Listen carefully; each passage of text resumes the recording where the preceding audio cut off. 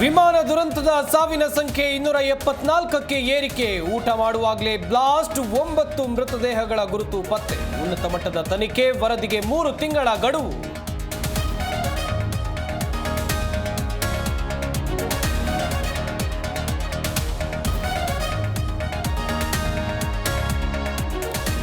Air India pilot mayday audio ಪತ್ತೆ. ಗಾಯಾಳುಗಳಿಗೆ ಮಲ್ಲಿಕಾರ್ಜುನ್ ಖರ್ಗೆ, ಡಿಕೆಶಿ ಸಾಂತ್ವನ. ಮತ್ತೆ 25 ಲಕ್ಷ ಪರಿಹಾರ ಘೋಷಿಸಿದ ಏರ್ ಇಂಡಿಯಾ.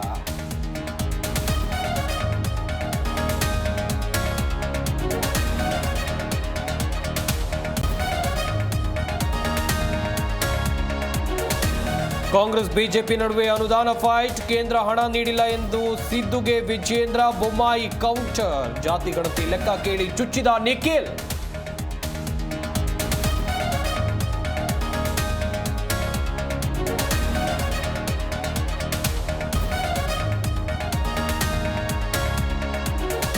ನವೆಂಬರ್ ಒಳಗೆ ಸಿಎಂ ಬದಲಾವಣೆ ಖಚಿತ. ಡಿಕೆಶಿ ಖರ್ಗೆ ಇಬ್ಬರಲ್ಲಿ ಒಬ್ಬರು ಸಿಎಂ ಆಗೋದು ಫಿಕ್ಸ್.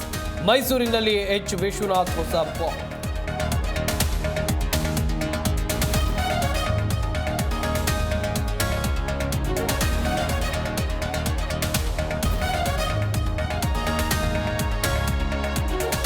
ಇಸ್ರೇಲ್ ಮೇಲೆ ಮಿಸೈಲ್ ಮಳೆ ಸುರಿಸಿದ ಇರಾನ್. ಟೆಲ್ ಅವೀವ್ ನಗರದ ಬೃಹತ್ ಕಟ್ಟಡಗಳು ಧ್ವಂಸ.